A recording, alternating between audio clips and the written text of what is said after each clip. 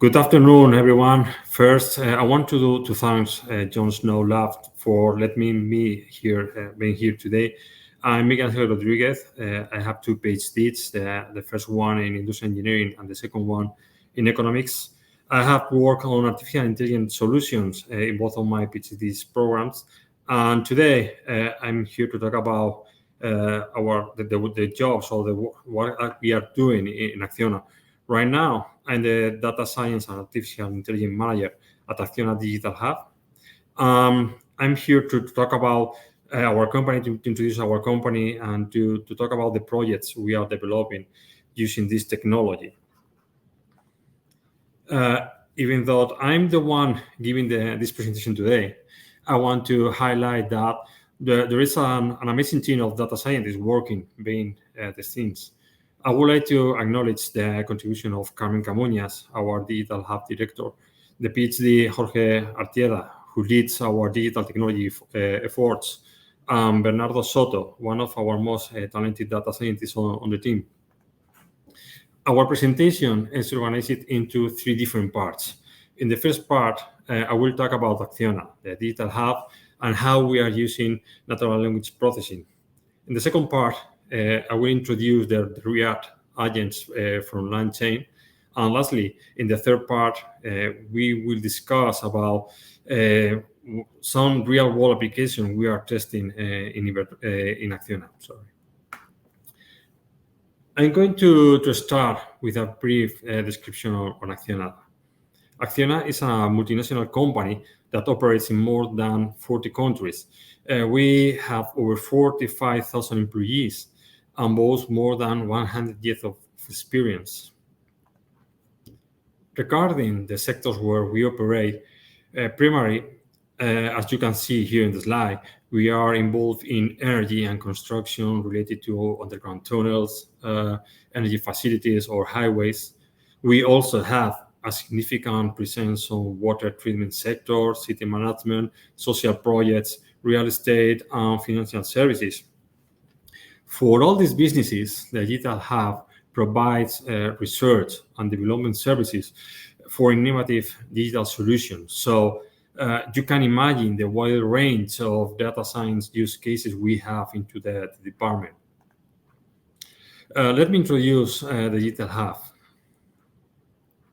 The Digital Hub is divided into 5 technological areas. There is a group that develop hardware, IoT, or edge computing solutions. Another group focus on robotics and 3D printing at both small or large scales, including concrete printing. There is also a team dedicated to immersive technologies like virtual reality, mixed reality, or the metaverse. Lastly, the team I lead, which is focused on data science and artificial intelligence, where we undertake various projects as the one that you can see here in the slide, in this picture. As you can see, most of them are related to computer vision.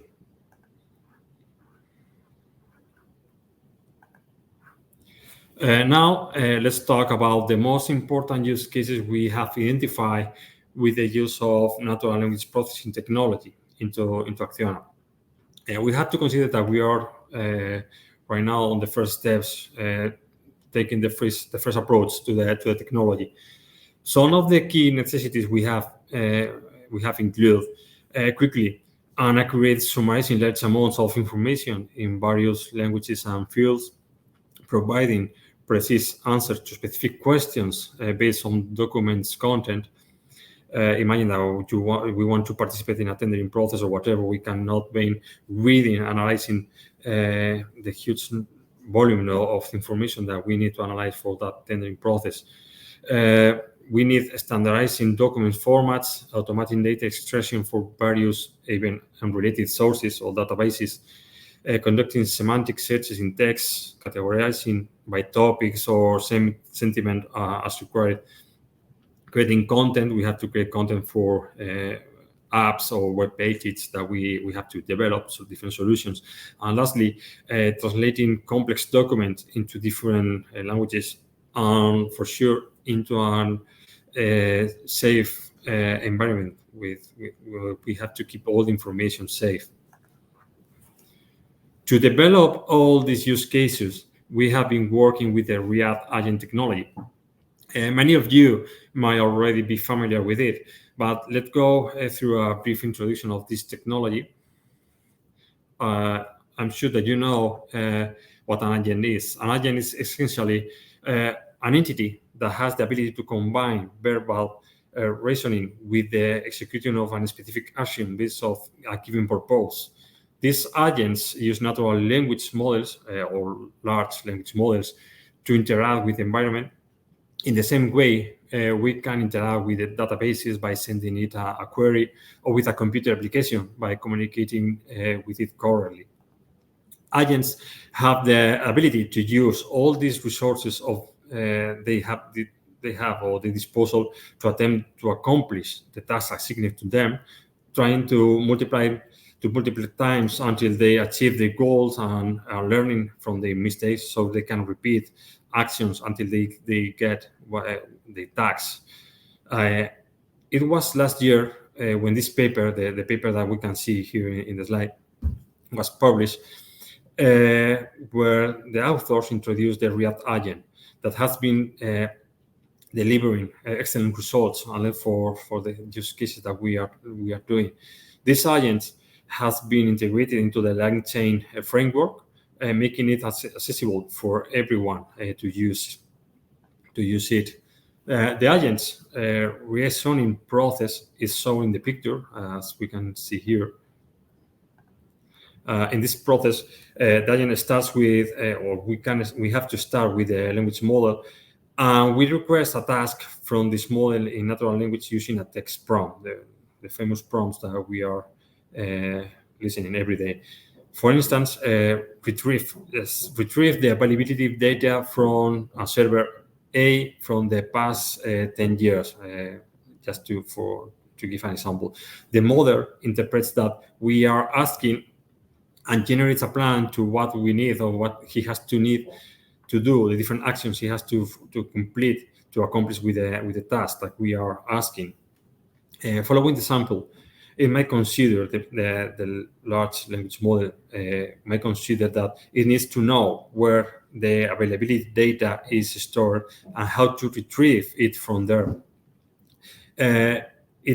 It then breaks down the action and generates an action based on the capabilities we have told it to have. So we will talk about the tools that the different agents will have. An action could be accessing the database and querying the available tables and data, which involves creating a query. Since it's large model, it knows how to formulate queries. I mean, natural language processes not only can interpret the way we talk, but also they can learn how to program or how to create code. So it knows how to formulate queries, creates one, and send it to the database. In this way, it interacts with the environment. The database responds to the query with a response, which could be an error or could be right. In the case it's an error or it's wrong, the language model can interprets that it needs to change the way he has been doing the query, and try again with another query until it finally get an answer. When the environment responds in a coherent way with a good answer, the model can stop iterating once, and he obtain JSON, and this JSON can use to create or to plot something on the screen or whatever. So this is the way the agents or the React agents works.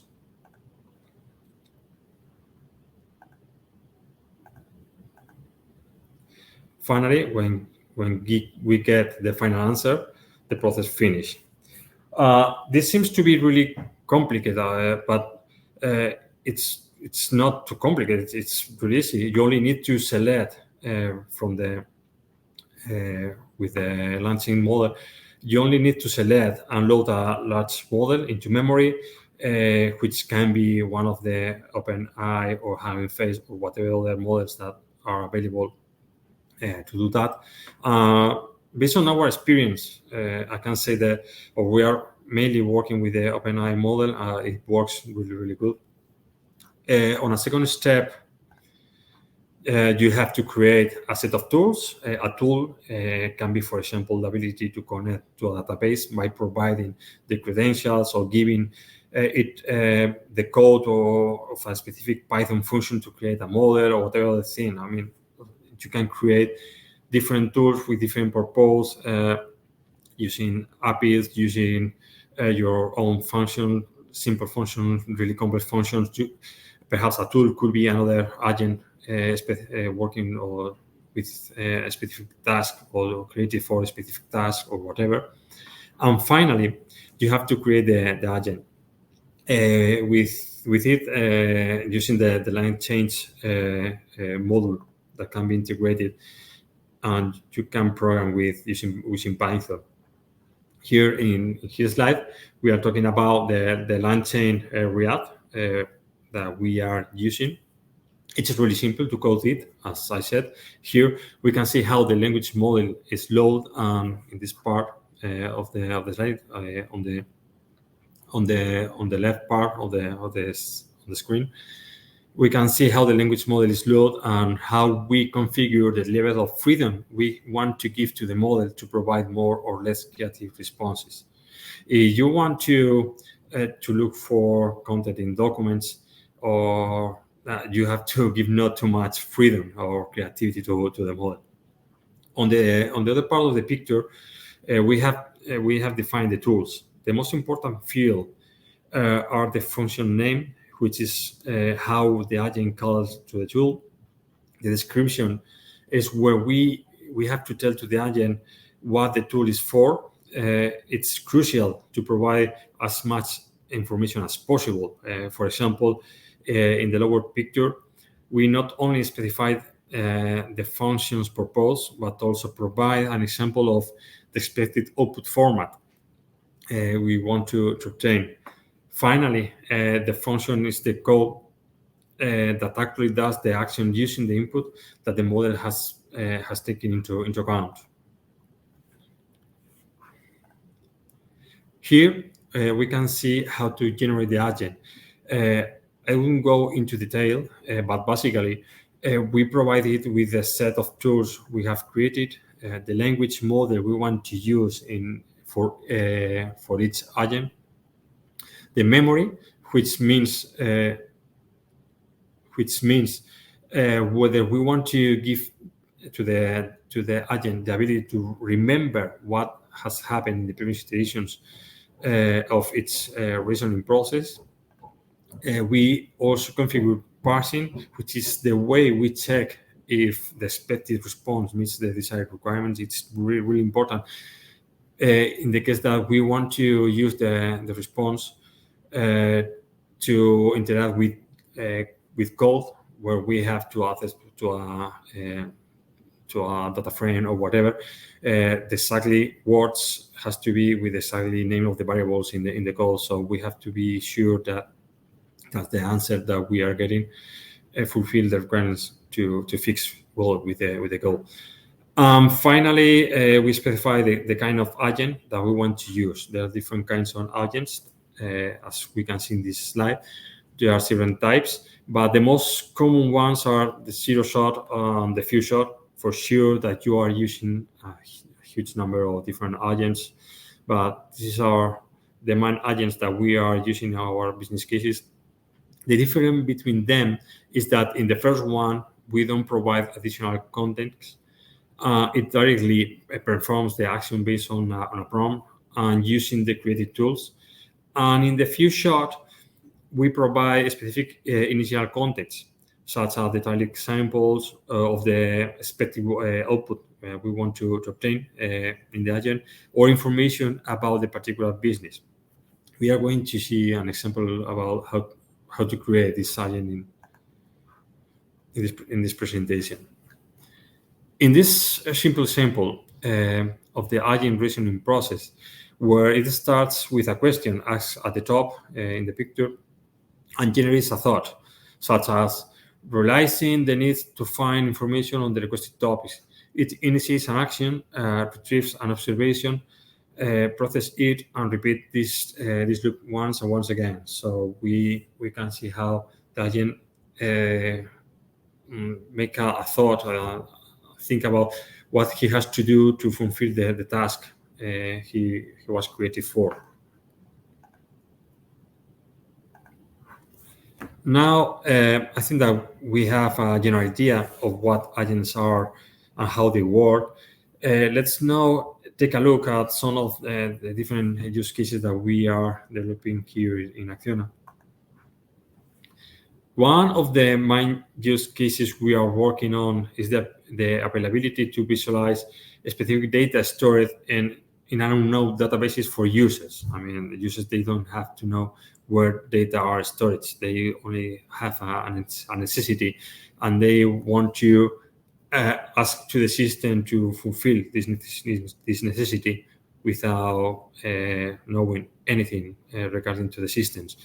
In this system, a set of agents governed by a main agent read the documentation, the documentation repositories where the architecture of some Acciona systems are described. And this way, the agent can know where the requested information is located. I can interact with the front end. I mean, we have to document everything. We have to document the different architectures, where we are storing the data, what really means every field in our databases, etc. Another agent is focused on summarizing all the information. As you can imagine, the volume of documentation stored in Conference can be enormous. In our case, we already have all this information pre-vectorized and indexed, just to avoid vectorizing the documents all the time, paying and spending money every time we make a question. This agent, using a KNN algorithm, evaluates which texts from all the documentation have the highest semantic correlation with the question asked. From the selected documentation, we extract all the necessary information to create a query. And there is a second agent that receives all the information, formulates the query, use the tool that we have implemented into the agent to interact with different systems and evaluates the response obtained. As we said previously, this agent has the ability to create a query, has the ability to evaluate if the answer of the query is right or not, and can change the query as many times as needed to obtain information. Finally, it sends the JSON that we obtained with the selected data back to the main agent, which display the information on the screen. Here in the picture, on the right part, you can see examples where we specify the query format to the agents. This is the way we specify how the query has to be done. Here we have another example of how the agent thinks when given a task like plotting the CPU usage of a particular application. We can see how it goes through a step-by-step process, addressing different kind of errors along the way until it figures out with server it should connect to for the information. This process allows to the agent to move forward with the rest of the task until it completes, then to run the query completely. Finally, the main agent that have received the data, all the data he needs to make the drawing, plots on the front the drawing or that was requested to the system. With this agent this agent consider that once we have the plot on the screen, the requested has been completed. Now I'm going to talk about a second example. Our goal was to classify documentation into various predefined types. And to achieve this, we have to create several agents. The first agent is designated to summarize extremely extensive documents for which we have to create a strategy of summarizing in batches, combining intermediate summaries with summarizing again, continuing this process until we reduce the document to a limited number of tokens. This agent has a zero-shot configuration. The other one has a few shot. The second one, the one I'm going to introduce now. The summarized document, the document that we have summarized in the previous part, goes to a second agent. This is configured with a few shot agent.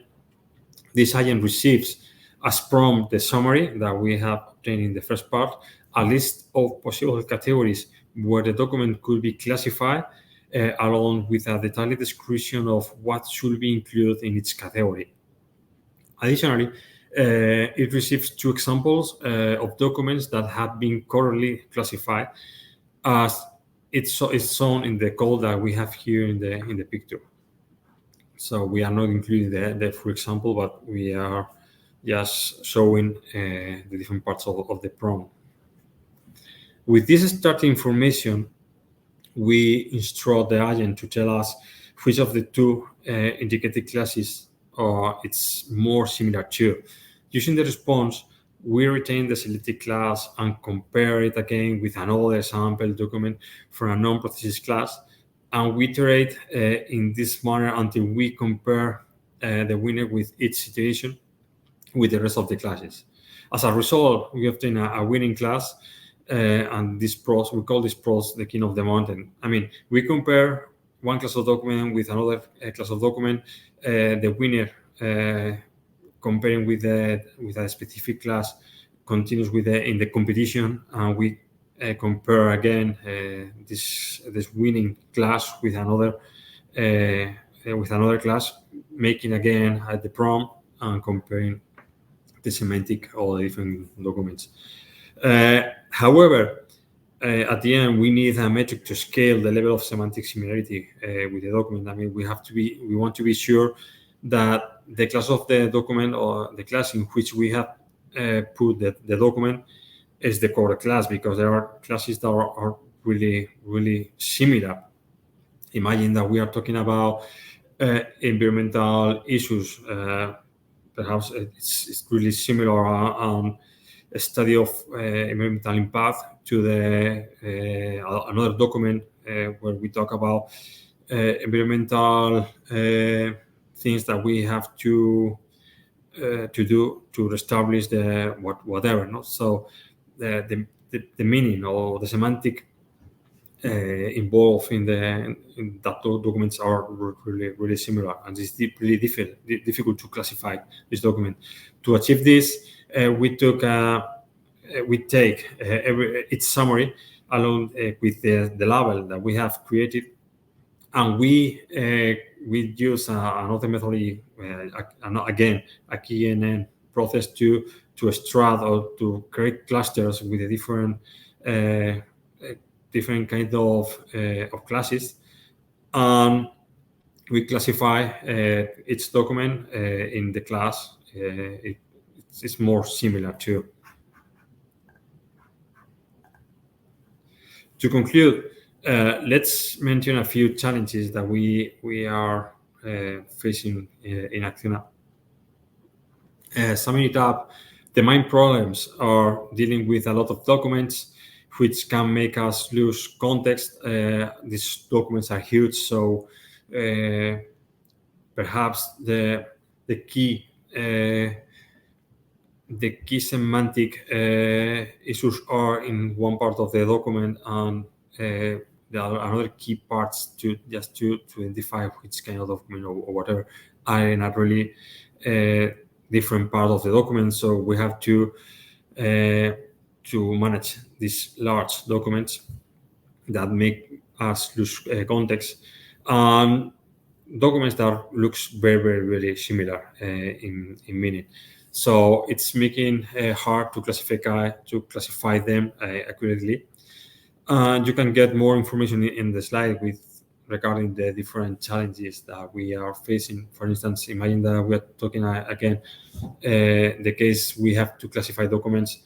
Many times there are, even when they are classified by by a real human, we can have different considerations to classify a document. Perhaps you have a drawing you have a planning regarding a project. You don't know if you have to classify this document as a drawing, or you have to classify this document into the planning section. So we have to face kind of difficulties. Finally, just to conclude, thank you very much. Here we are seeing the agents that we are using in the future agents. This is how I imagine the agents that we are developing. Thank you very much for your time. I hope to see you again in the future. Thank you.